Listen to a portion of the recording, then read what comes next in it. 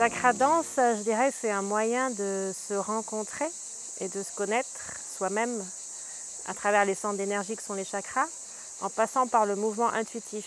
En général, ça coupe le mental et ça permet de laisser l'inconscient travailler à travers le corps. On va choisir des musiques vraiment spécifiques qui vont entrer en résonance avec chaque centre d'énergie. Chaque chakra va être associé à différentes facettes de soi-même. Donc on va créer des propositions, des intentions qui vont permettre à chacun d'aller explorer comment ça se passe pour lui ou pour elle par rapport à cette proposition. Quand on va travailler sur le chakra racine, on va avoir des propositions autour de l'énergie de la terre, qui est plutôt dense, plutôt lourde. On va amener les personnes aussi à ressentir la source de leur énergie vitale, donc c'est une musique assez rythmée. Donc comment je me sens dans mes pieds, dans mes jambes, en lien avec cette énergie, comment je prends contact avec le sol. Ça va être aussi le lien avec mes ancêtres, le chakra racine, donc comment je me situe par rapport à mes ancêtres, est-ce que je suis capable de ressentir ce que j'ai reçu de bon par rapport à eux. Et ça va être aussi tout cet espace de comment je peux être en sécurité à l'intérieur de moi. Donc ça permet en fait des prises de conscience, parce que pour chaque centre d'énergie, il y a à la fois le côté énergétique et le côté psychologique. C'est vraiment une forme de danse-thérapie en fait. Pour moi, le tantra, c'est me rendre à nouveau disponible à une question, à l'endroit où je croyais qu'il y avait déjà un savoir ou une certitude. Si je transpose ça dans le champ de mon expérience quotidienne, que ce soit dans mon rapport à mon corps, dans mon rapport à l'autre, dans mon rapport à une émotion, à une valeur ou à une croyance, c'est waouh, est-ce que je peux encore ouvrir davantage, comme si c'était la première fois, comme si j'étais vierge de tout savoir. Et dans cet endroit-là, je vais voir qu'il y a une sensibilité qui va se déployer, qui va être vierge de, si on est indien, on dira de karma ou de mémoire. Si on est dans la psychologie, on dira vierge de traumatisme, vierge d'ego. Et là, il y a quelque chose qui est à la fois de l'ordre de l'extase, de l'énergie, de la tranquillité intérieure, de la paix. Et le tantra décrit ça comme étant Shiva, la conscience, et Shakti, l'énergie, les émotions, les sensations, les pensées, les perceptions. Et nous sommes tous cette union-là, moi en relation avec un autre qui se manifeste quelquefois comme une pensée, comme un corps que je vais serrer dans les bras, comme une peur, ou une culpabilité, ou une honte. Et le tantra nous dit, c'est pas en cherchant à contrôler mon expérience que je vais changer les choses, mais c'est en me donnant complètement à ce qui est là maintenant, et que je vais m'ouvrir complètement. Je vais plonger dans la peur, je vais la goûter, et dans l'expérience de cette saveur particulière, il y a quelque chose qui va s'ouvrir et se révéler. Comme si chaque expérience était une manière unique de goûter le divin. Ce que j'ai vraiment vécu dans mon corps, c'est que la danse va me permettre de sentir la vie à l'intérieur, parce que mon corps, je vais l'aider à bouger librement avec l'aide de la musique au départ, et que ma tête soit beaucoup moins présente. À travers ça, il y a tout le chemin de sortir du regard des autres, de sortir de tous les jugements intérieurs que je me fais, tous les blocages depuis l'enfance, parce que quand je danse comme ça devant tout le monde, il se passe toujours tous ces processus-là dans la tête. Donc l'intérêt, c'est d'observer et de prendre soin après de tous ces vécus, de toutes ces blessures qui nous empêchent d'être nous-mêmes. La plupart du temps, quand on a beaucoup travaillé, les laisser émerger, ça va permettre qu'elles disparaissent. Mais donc après, il y a des temps de pause où je vais aller m'intérioriser pour aller sentir comment ils sont, comment ça fait dans mon corps, de quoi ça parle, pour vraiment en prendre soin. Parce que je ne peux prendre soin que de ce que je connais. Comme ce sont des blessures souvent émotionnelles, psychologiques, c'est dur de dire je vais prendre soin de la peur ou je vais prendre soin de la trahison. Alors que si je vais voir la partie de moi qui s'est sentie trahie, qui s'est sentie blessée, je peux prendre soin de cette partie vulnérable. Et quand je prends soin de cette partie vulnérable, mon cœur s'ouvre. Tout d'un coup, ça va respirer, ou le stress va se transformer tranquillement. Après avoir été pendant 4 mois auprès d'Osho, j'ai tout de suite continué à pratiquer ces méthodes qui font peur à tant de personnes et qui sont en même temps tellement une révolution, tellement puissante pour arriver jusqu'à Vipassana, l'écoute dans le silence. Ce qui se passe autour de moi, à travers les vibrations et l'information qui émanent de moi, même avant que je parle, les gens vont agir envers moi et interagir entre eux en fonction de mon être le plus profond et dramatiquement en fonction aussi de ce qui est refoulé en moi. Et si j'ai beaucoup de colère refoulée en moi, je vais m'étonner pourquoi les gens sont en colère envers moi ou en colère entre eux quand j'anime par exemple. Et même si je suis consciemment authentique, mais qu'il y a des parties de moi qui sont restées dans l'ombre, eh bien les personnes vont résonner aussi avec mes parts d'ombre. C'est là le génie du véritable tantra et d'Osho, c'est de l'apprivoiser, de la vivre intérieurement et de la transformer, mais pas du tout en réprimant. Et c'est pour cela que Osho a mis en place justement la méditation Nataraj, et c'est aussi la méditation dynamique d'Osho, où il y a une phase de catharsis, de nettoyage par vivre les émotions au maximum, d'abord de respirer au maximum, et ensuite d'exploser de 1000 façons toutes les rages contenues dans un endroit sécuritaire, entouré d'amour, et après ça, ça se transforme par la méditation. Nous pouvons être complètement dans le cœur et complètement paisibles, mais avec la puissance de vie. Et le but de tout ça, c'est l'intégration complète et c'est la joie. C'est de trouver ce que nous sommes dans notre essence. La joie puis l'amour. Pour moi, ce qui est important, c'est de passer du développement personnel à une déconstruction personnelle pour incarner la présence à l'être. On passe d'une phase où on va guérir notre histoire, travailler sur différents aspects de notre personnalité, pour ensuite aussi déconstruire tout ça, pour vraiment habiter l'espace de l'être. C'est une voie initiatique en fait qui amène cette notion d'alignement vibratoire, donc de se restructurer profondément dans cet espace de l'être. Ça invite à passer par des phases de guérison, enlever plein de couches en fait pour dévoiler ce qui est déjà existant. Et aussi déconstruire toutes ces croyances limitantes, tous les conditionnements en fait qui font qu'on n'est pas dans notre plein potentiel. Il s'agit vraiment de travailler en profondeur pour vivre une métamorphose cellulaire. Donc je prends appui sur tout le travail corporel que j'ai développé au fil du temps avec les approches énergétiques mais aussi la danse.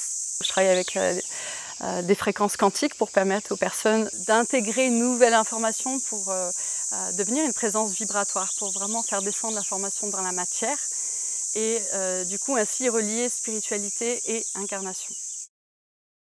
Donc le mantra Om signifie conscience universelle.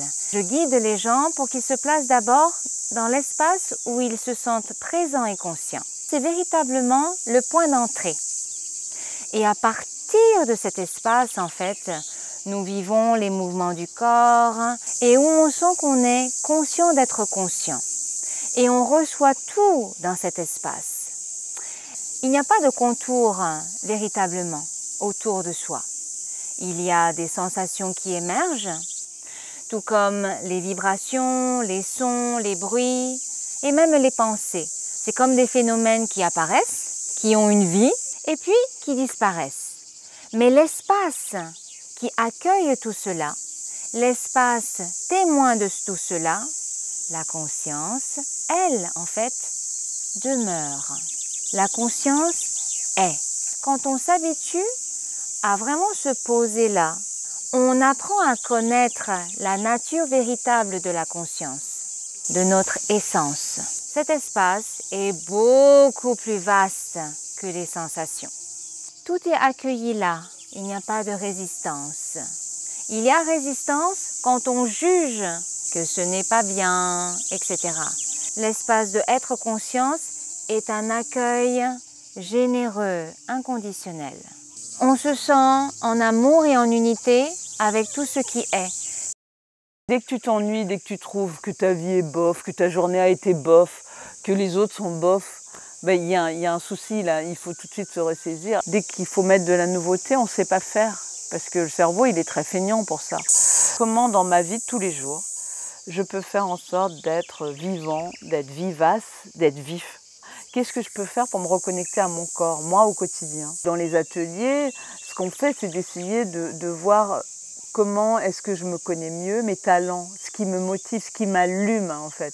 À partir du moment où tu as ta trousse d'outils pleine de choses qui t'allument, tu n'auras plus qu'à piocher dedans, mais il faut la remplir déjà, ta trousse. Donc il faut que ça soit stimulant, c'est pour ça qu'il faut aller dans le jeu. Retrouver cet élan créateur que tous les gamins ont, qu'on perd quand on nous met à l'école, quand on commence à se comparer, à être conditionné. Il y a des outils variés, bien sûr l'écriture, dessiner, peindre, représenter des choses de manière visuelle. Notre cerveau créatif, il est visuel. Il faut qu'une tierce personne te dise que tu peux jouer. Tu as le droit d'être toi-même et quand je me rends compte que la personne, elle arrive à vivre un quotidien plus vivant, qui lui correspond mieux à sa nature, ça me motive de faire naître le sourire, de faire naître cette petite flamme de vie que nous avons tous dans notre cœur. Je crée une ouverture avec différentes musiques qui me touchent vraiment. Le but est d'amener chaque être à se rencontrer vraiment profondément. Ça peut être dans son ressenti, mais surtout dans son centre. Et un centre relié à son cœur, de manière à pouvoir s'ouvrir à lui-même en fait. Mais aussi comment énergétiquement je sens le contact, je sens le rapport à l'autre et comment je peux garder le respect de cette distance émotionnelle, énergétique qui petit à petit peut diminuer, peut me permettre d'approcher l'autre, mais d'une manière juste. Tout à l'heure, les gens m'ont dit qu'ils avaient retrouvé l'innocence et que tel qu'on a démarré, il y a eu une progression qui ont fait que le dernier passage qu'on a eu ensemble, ils n'auraient pas pu le faire en premier. Et qu'il y a des femmes qui sont venues pleurer, même dans mes bras, parce que ça leur a permis de traverser quelque chose qu'elles vivaient actuellement et de se réconcilier avec elles-mêmes. Donc, ça peut être très bref comme ça. Et juste à travers le mouvement, la respiration, le rire, la joie de danser ou l'intériorisation de danser avec l'autre. Voilà, c'est toujours le mouvement, le son et le souffle. Les méditations actives, en fait, ce ne sont que des préparations pour atteindre un climat de méditation, un espace qui vient de lui-même comme une conséquence de ce qui a été semé. Une des clés du tantra, c'est devient l'action. Alors à ce moment-là, le temps disparaît. Et c'est pas que les pensées, on a à les combattre, mais on a à les observer pour aller justement dans cet état de témoin. Quand on est dans la conscience, quand on observe un objet, on est séparé de l'objet. Il y a un sujet et un objet. Et toute cette préparation par rapport à la danse, en étant total dans le mouvement, il arrive un moment où on disparaît en tant que danseur, et parce que le mental s'apaise. Et pour arriver, après cette préparation dans la danse, à être dans cet espace de relaxation, où on peut être au contact du ressenti, mais de ne pas être identifié, d'être le sujet de l'observation. Si j'observe ma pensée, je ne suis pas ma pensée. Si j'observe mes sensations corporelles, je ne suis pas mon corps. Si j'observe mes émotions, je ne suis pas mes émotions. Ce qui est important à déterminer, c'est le je. Quel est ce je qui observe? Eh bien, le je, petit à petit, c'est le déploiement de la conscience qui peut être en expansion. Toutes les méditations actives empruntées au tantra, c'est vraiment une expérience d'expansion de conscience. Beaucoup de gens ont une drôle d'idée de la méditation. Ils ont l'impression que lorsqu'ils vont méditer, ils vont devenir silencieux, que tout va être zen. Pas du tout. Lorsque nous démarrons le processus de la méditation, l'être s'aperçoit de tout le chaos intérieur. Donc dans cet atelier, nous allons jouer d'abord notre chaos intérieur. C'est un peu cathartique, il y a de la musique, c'est très ludique. Le petit enfant intérieur s'éveille, il s'agite, il joue, il imagine son mental, il le figure, il le triture, il le malaxe pour soudain le poser. Et c'est là que la deuxième partie de la méditation peut arriver, que le silence de l'être peut naître. Et cet espace-là, les gens l'ont senti. Il a fallu passer de la catharsis au silence pour se dire que tout était là, qu'il n'y avait pas grand-chose à faire. Voilà, c'est tout ça, l'art de la présence. Et j'espère que durant ces 3 ateliers, j'ai pu faire partager la vision de mon maître Osho et de cette extraordinaire aventure que l'être humain peut rencontrer dans sa vie, qui est celle de la rencontre avec soi.